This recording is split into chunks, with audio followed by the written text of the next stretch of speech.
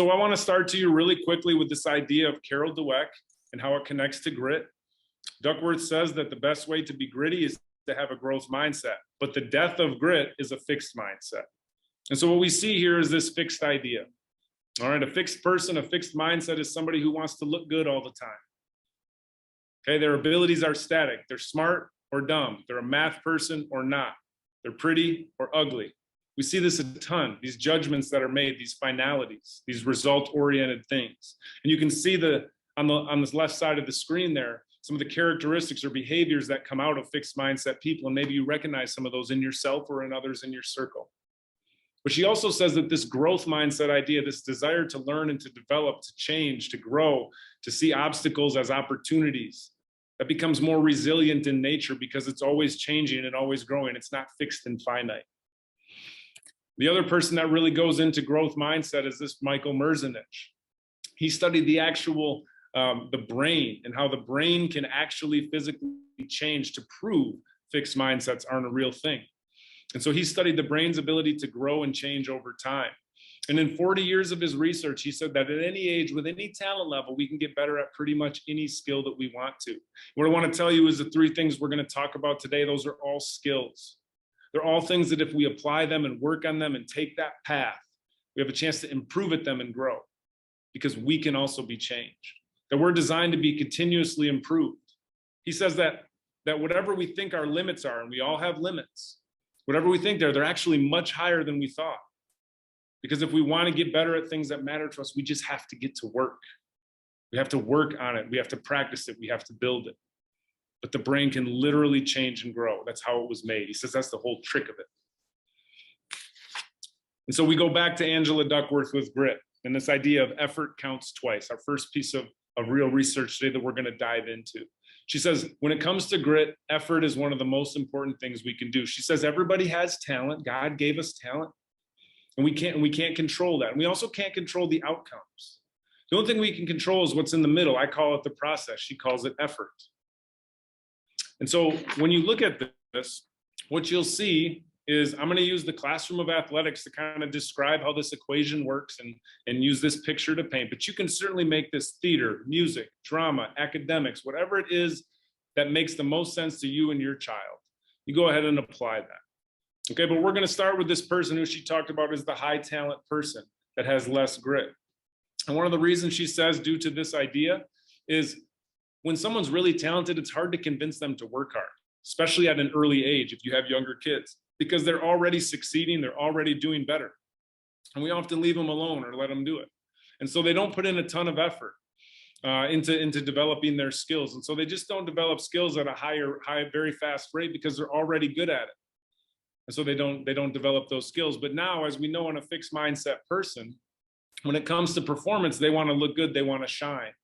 And so now they're going to put in more effort because they want to shine in front of everyone. But I'll tell you what, if they start putting that effort in and it doesn't go right, you know what happens? There's an injury, they give up, they blame other people, they don't want to listen to the coach, they make everybody see how annoyed they are that they're having to be coached or taken out of the game or whatever it may be. And that fixed mindset starts to show itself in those high talent, early success people.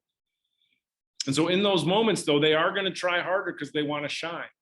And so their performance outcomes are going to grow. All right? Lower rates of growth, but they're still there because they're in it and they're working hard. Now let's contrast that with her idea that the low talent people actually have more grit. This idea that a more middle average talent, like you and I, most of us, most of our kids, we don't all have the 8 talents, right, in every single area. But you think about an area where you're an average talent. And that kid who really wants to make up that difference in the talent with his work, they're really going to get after it. This is the basketball player who's got holes cut in the fingers of his gloves to shoot outside in the cold. He's out there in the rain, in the dark, with the light on. He shovels the snow in the winter when he can't get to a gym. He shows up early at the gym. He's always watching film, doing more. Can't wait to get after it because they can't wait to show that high talent person that they belong. And so what happens when you put that kind of effort in with your talent is you're going to develop your skills at a higher rate. Now, again, they start lower. So even though they have a higher rate of growth, it's still going to take them time to reach that talent person, that higher talent person. So those skills now go into an output or a performance. And we know that if somebody practices at an 8, they don't know much less than an 8. right? So when they go to perform, we'll conservatively give them another 8, and we can see when we do math that they're gonna have a faster rate of performance. And so what I want to show you is a graph. This is the red line kid, the first kid, the high talent success kid. They start high, but as you can see, the growth over time is not nearly as drastic because they're not improving at a high rate because the effort isn't there all the time. And then we have the other person who starts a little bit lower.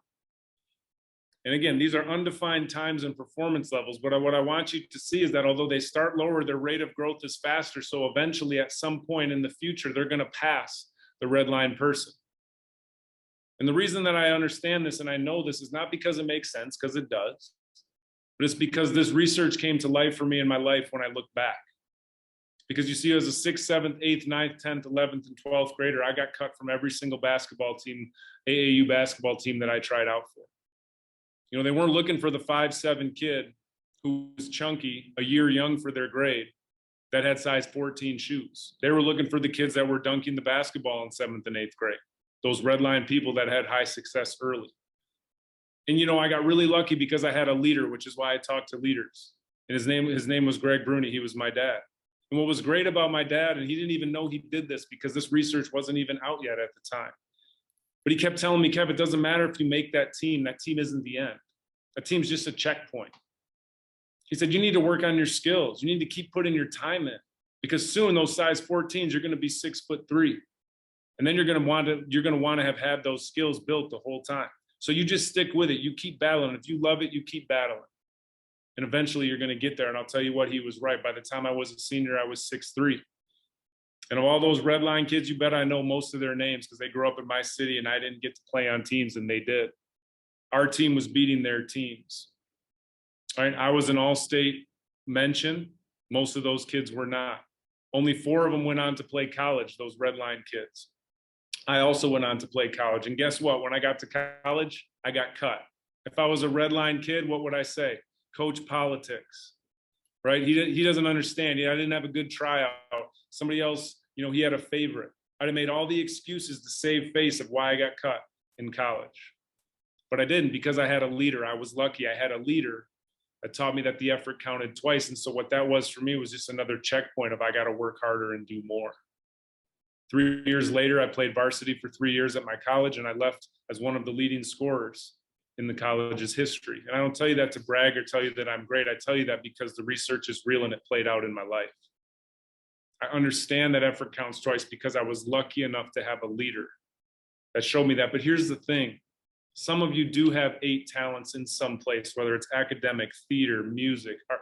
What if we can teach 8 talents that the effort counts twice too, and not let them be a red line kid? What if we can teach them that?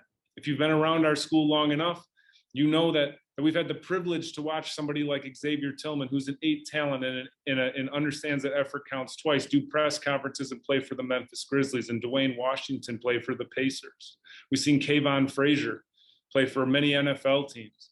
We've seen Addie Vanderweide go on and play all the way around as a freshman at Iowa as a volleyball player, and so on and so on. And we can talk about people who have understood this, right? That they're the high talent plus. So we don't all have high talents, but we're all high talent in something. And that's our kids and that's us. And what if we could understand this? What if our kids didn't have to get lucky? What if our community didn't have to get lucky anymore? And they, like I did, and just understand that it counts twice regardless of where you start. The most important thing is not what you were born with, it's what you do with it.